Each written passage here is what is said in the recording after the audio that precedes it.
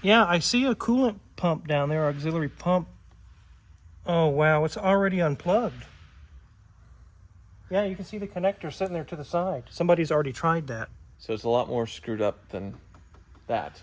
This tells me that they probably, whoever sold this to you knew about this problem. I'm not surprised. The old kick the can down the road thing. Huh? Very much. I'm getting a lot of these kicked up cans, aren't I? There's one there, and there's one there. Oh, man.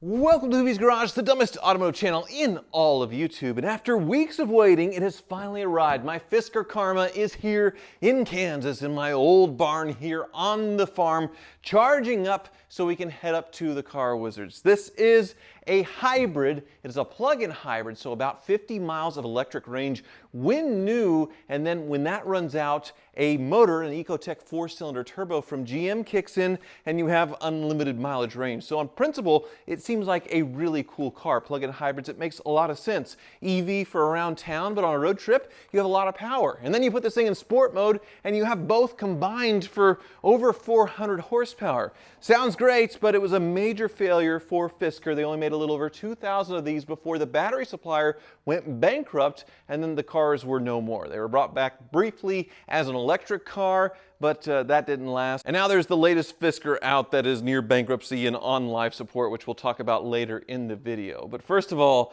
this one. I was so excited to get my hands on what I thought was a nice example of one of these. I bought it on Bring a Trailer, sight unseen. It was in Florida, which was my first mistake. Went down to pick it up and felt like I got pretty scammed. The blower motor does not kick on, so I had no air conditioning. I was planning on driving this home back to Kansas. No big deal, I could drive with the windows down back to Kansas, but also it has a massive, massive oil leak. When the motor kicks on, it definitely leaks oil onto the exhaust and it's billowing smoke, enough to where I'm concerned about my health and just in general, maybe setting the car on fire because there's so much smoke coming out from under the hood. Say when I accelerate or I make a turn, it just spills onto the exhaust. Additionally, the check engine light is on. Despite many hard resets to try and reset all these issues, the check engine light has come back. It does turn off when I do the hard reset, the Control-Alt-Delete for the Fisker.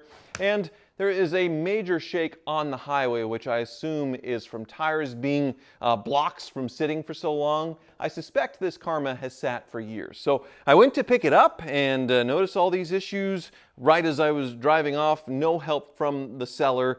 He wasn't even there. Apparently he's out of the country. It was a representative for him and he was obviously no help. I asked to return the car and he said, no, this is as is. But they didn't disclose any of the issues with the car on Bring a Trailer. So I definitely got scammed again, but hopefully this car is fixable. It only has 18,000 miles. It's in an otherwise great condition, and there is a lot of support, a big community for these cars. So I'm not just going to punt this thing. I do really like it, and I have always wanted one of these, but I am curious how much electric range it does have left. 12-year-old battery, assuming original based on the service records. So I plugged it in, and in the morning, we will go to the Car Wizards, which is 35 miles away. So hopefully it can make it on battery, showing it does have reasonably good health on the battery, and then we can inspect all of the other issues. We're squeezing this inspection in right before the Car Wizard leaves for a cruise, so I do really appreciate that. He's going on vacation. So in the morning, we'll hit the road. But before we hit the road to the Wizards in the morning, I've come to my newly completed beach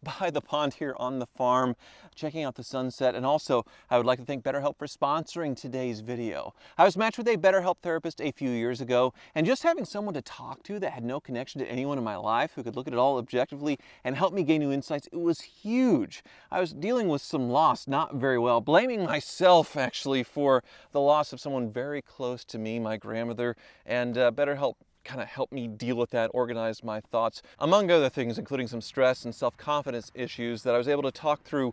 So BetterHelp can help you like it helps me by connecting you with a licensed therapist who is trained to listen and give you helpful, unbiased advice. First, you go to their website, link below, or use betterhelp.com/HooviesGarage, type it in, then answer a few questions, and BetterHelp will match you to a professional who has years of experience helping people with struggles just like yours. You'll be matched to a therapist usually within 48 hours, so you can get started fast, all from the comfort of your home. Visit betterhelp.com/HooviesGarage or choose Hoovie's Garage during the sign up and enjoy a special discount on your first month. Now, let's go nighty-night and then head up to the Car Wizards. Hopefully that charge holds up. It didn't make it. The motor kicked on. It's interesting. Went from 5, 4, 3, 2, 1, 0 in the span of a mile. And we are short Newton by 3 miles. So I guess the real electric range is about 30, 35 miles, which really isn't too bad. 10 miles off from 45. For a 12-year-old battery, that's pretty impressive. Pulling up to the Wizard, and there's definitely that stinky burning oil smell. Wizard! I tried to get here on all battery, but it was just a few miles short, so it's enough to get it warmed up. Man, I can really, it's like burn oil. Yeah, take a whiff of that. Wow, it's strong. She's a leaker. That's Ecotech. I don't know if this motor has really been ran much in 2-3 years. The gas smells gross and old in it. It is a Fisker Karma. Isn't it pretty? Yeah, I heard you coming up. It's like a humming noise. Yes. It's like someone's playing Nirvana guitar. It is a guitar riff or an ambient noise, yes. Mm-hmm. But on principle, it's a pretty cool car. Plug-in hybrid, 40, 50 miles of range. Now this one's 10 years old, so maybe it's about 35, 40. And then when that goes out, you have the Ecotech turbo 4-cylinder, like what we saw on the HHR Panel SS, to keep you going for as long as you want. And you get this beautiful Hendrik Fisker design, but there's always a but with his garage. Something's broken, isn't it? yeah. Why don't you step inside, Wizard, into the magical Fisker Karma.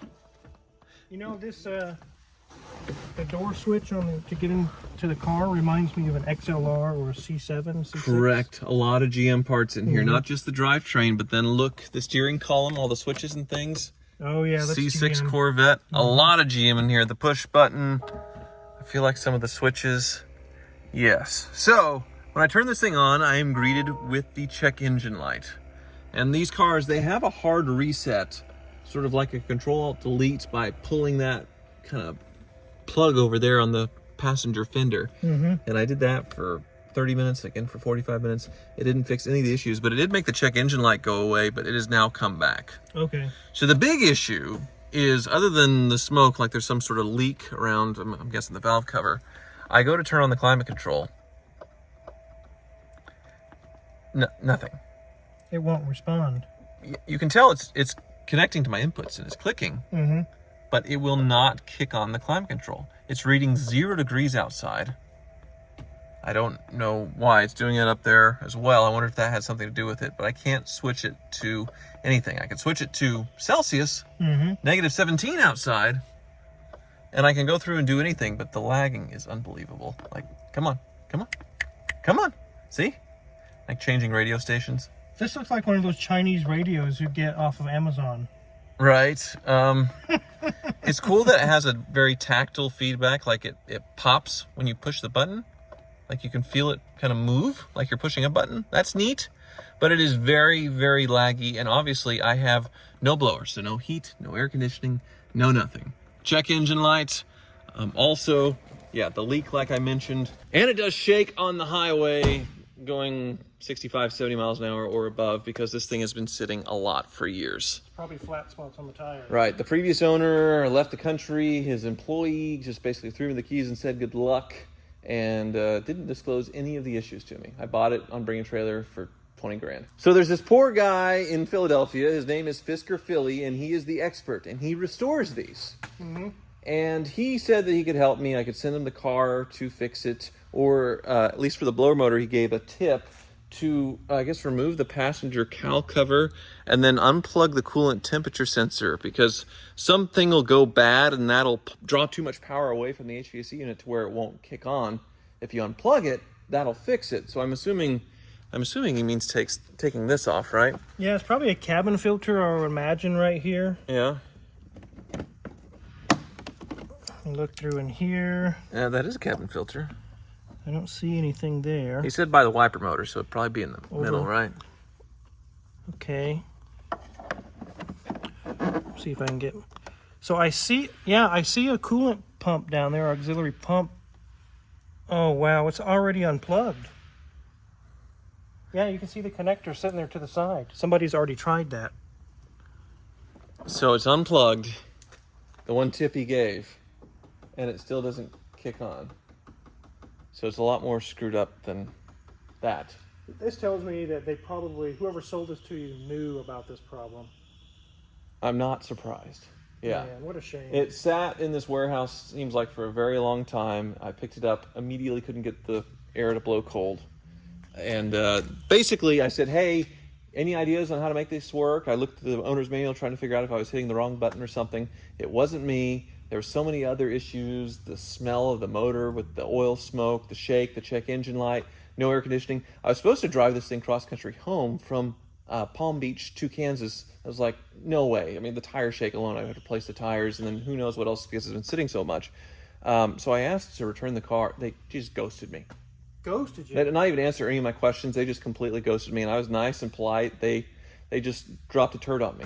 Oh, wow. From Bring a Trailer. This was a Bring a Trailer purchase, so you're supposed to disclose issues, and they just treated it like it was Craigslist or, I don't know, eBay or something. So, yeah. But hopefully it's fixable. I mean, I'm seeing a lot of GM-ness here. I'm curious, I guess, can we take this bar off to see what the valve cover looks like? Yeah, let me put your cover back on here. So this is the old kick the can down the road thing. Huh? Very much. I'm getting a lot of these kicked up cans, aren't I? There's one there, and there's one there. Oh, man. It seems like you keep getting stuck with cars with no AC, too. But this was supposed to be a nice one, Wizard. 16,000 miles. I'm Bring a Trailer. It's been sitting for 16,000 years. I guess so.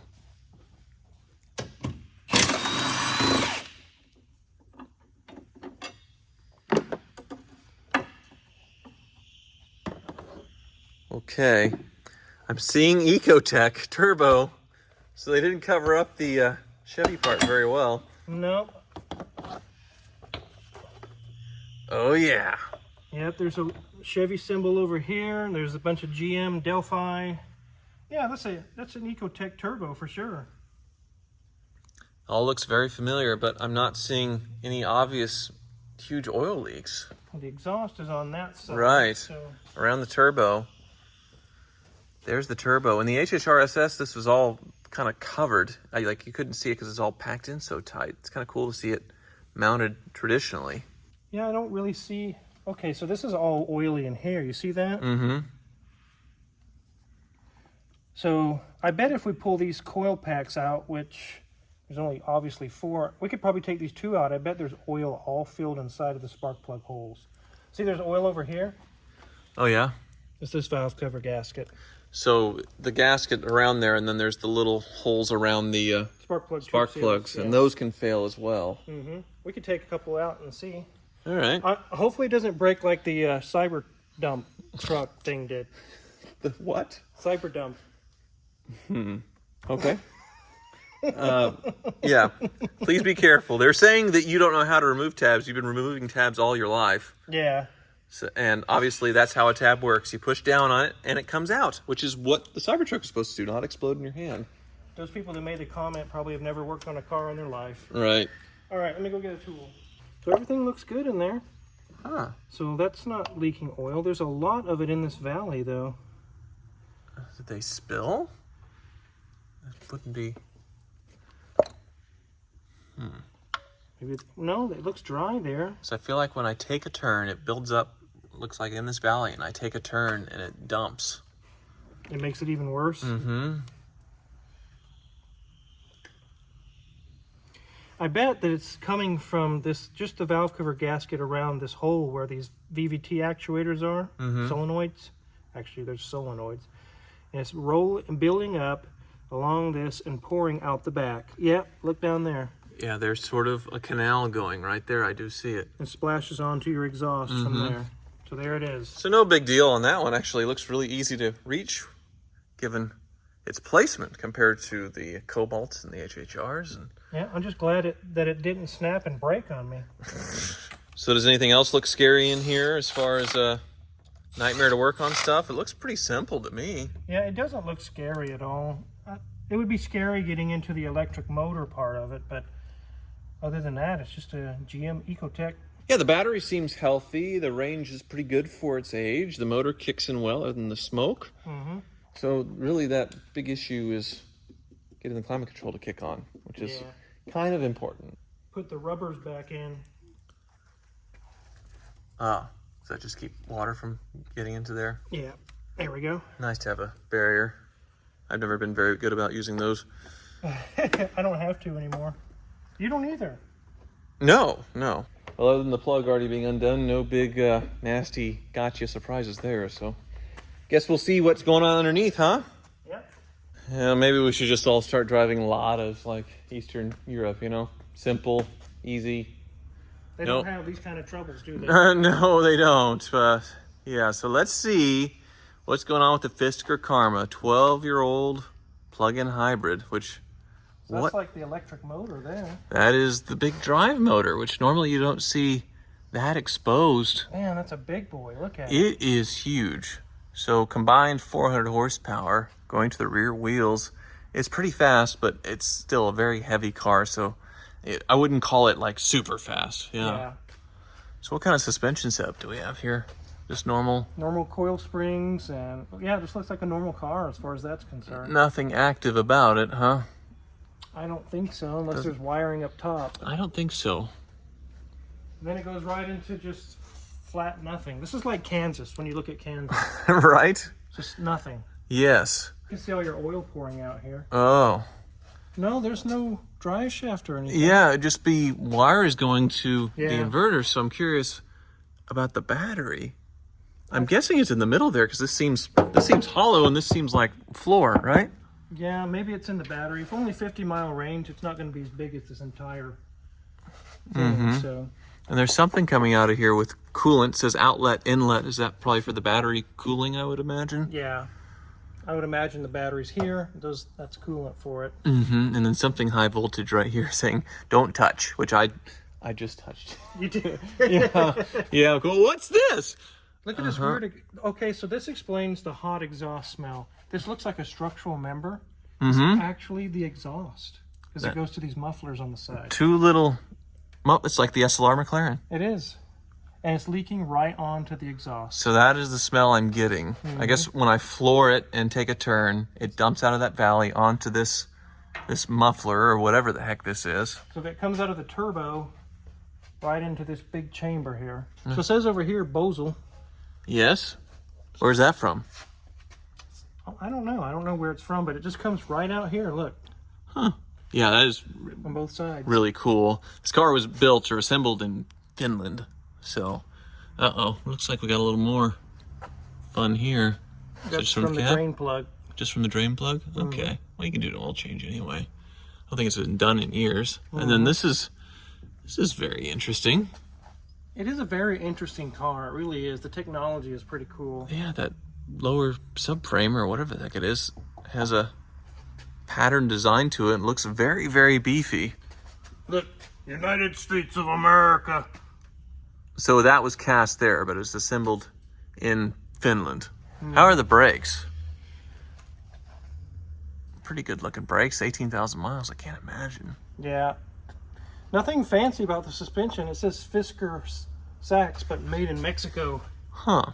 So that is special to Fisker strut, which probably is not made anymore. I imagine the Fisker gurus would know. But as far as sourcing Fisker-specific parts, that might be a bad one.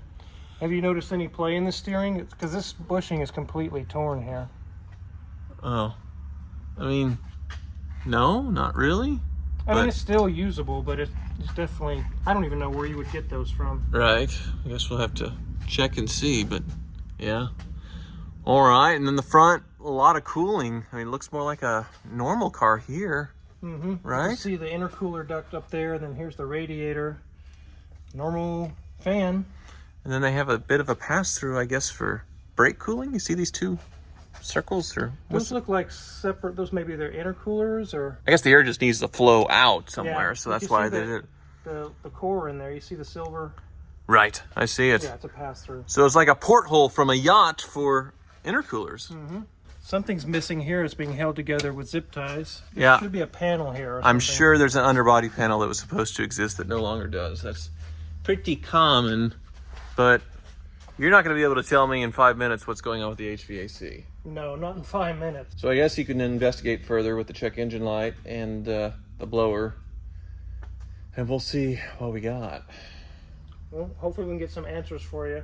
Well, I'm cruising home in the Fisker since the car wizard is leaving on his cruise, and there's plenty of hoopties that he needs to work on, 2 engine outs going on right now, so I'm bringing it back. But before I left, I emailed Fisker Philly, the Fisker expert on the East Coast, told him about the unplugged thing being unplugged, and he said, well, that means your blower motor's probably shot. What happens is it fills up with water, a drain gets clogged, and it kills the blower motor, so that seems to be the case. Cost over $1,000, at least what I can find online for a used one. I'm not sure if a part matches up to anything else, but it doesn't seem like an insurmountable repair, which is good news, but still would have been nice if some of this was disclosed. Maybe because it got washed right before the sale, then it filled up with water. They didn't know, but I got a feeling they knew some of these issues and didn't disclose it. But it is sort of on me. I tend to buy cars that are cheaper, and usually the seller knows something, and so they're selling it cheaper to have a good conscience, but then still don't disclose the issues, so it ends up, well, being a wash or a total bath in some cases, but hopefully it's not too bad on this Fisker. The people who got really screwed, though, are those that bought into the new Fisker Oceans, those electric SUVs designed by Henrik Fisker, that bought them for $50,000, $60,000, and now they're trading for in the 20s as the second coming of a Fisker automotive company begins to go out of business into bankruptcy once again. History repeating itself 12 years later, just amazing. And I guess the people who bought the stock as well. Stock, you're taking a risk, but now that is pennies. Lost basically 100% of its value. So Fisker will go down in the annals of history with DeLorean and some other companies, and